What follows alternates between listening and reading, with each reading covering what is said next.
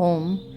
महर्षि पतंजलि ने असंप्रज्ञात समाधि के 2 प्रकार 18वें सूत्र में बताए, जिसमें भव प्रत्यय का वर्णन 19वें सूत्र में किया है। सूत्र है भव प्रत्ययो विदेही प्रकृति लयानाम।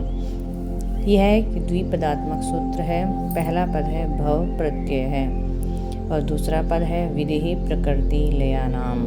सूत्र का शब्दार्थ है, पहला पद भव प्रत्यय का अर्थ है जन्म मात्र कारण है जिस असंप्रज्ञात समाधि का, वह असंप्रज्ञात समाधि।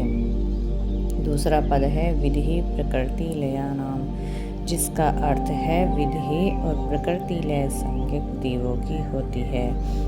भावार्थ: कुछ साधकों की असंप्रज्ञात समाधि बिना किन्हीं साधनों के अभ्यास से घटित होती देखी जाती है। ऐसा प्रतीत होता है मानो जन्म लेना मात्र ही उसका कारण हो।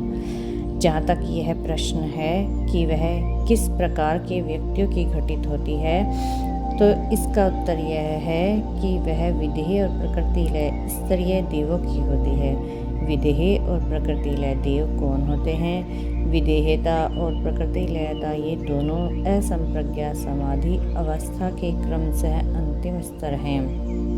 साधना करते करते इन स्तरों तक पहुँच चुके योगी क्रमशः विदेही और प्रकृति लय कहलाते हैं। कभी कभी ऐसा होता है कि विदेहता और प्रकृति लयता के स्तर तक पहुँच चुके कुछ योगियों का किसी बाह्य या आंतरिक कारण से देहपात हो जाता है। कर्म संस्कारों के पूरी तरह नष्ट होने की वजह से उन्हें देव योनि में पुनः जन्म लेना पड़ता है।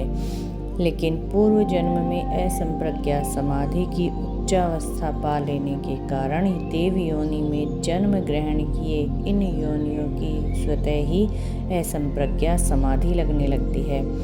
वस्तुतः इस प्रकार के व्यक्तियों की असंप्रज्ञात समाधि का कारण पूर्व जन्म में किया गया वृत्ति निरोध के साधनों का सतत अभ्यास ही है। भव प्रत्यय शब्द के अर्थ को भी हमें शाब्दिक दृष्टि से समझ लेना चाहिए। भव कहते हैं जन्म को और प्रत्यय शब्द कारण का पर्यायवाची है। इस प्रकार भव प्रत्यय शब्द का अर्थ हुआ जन्म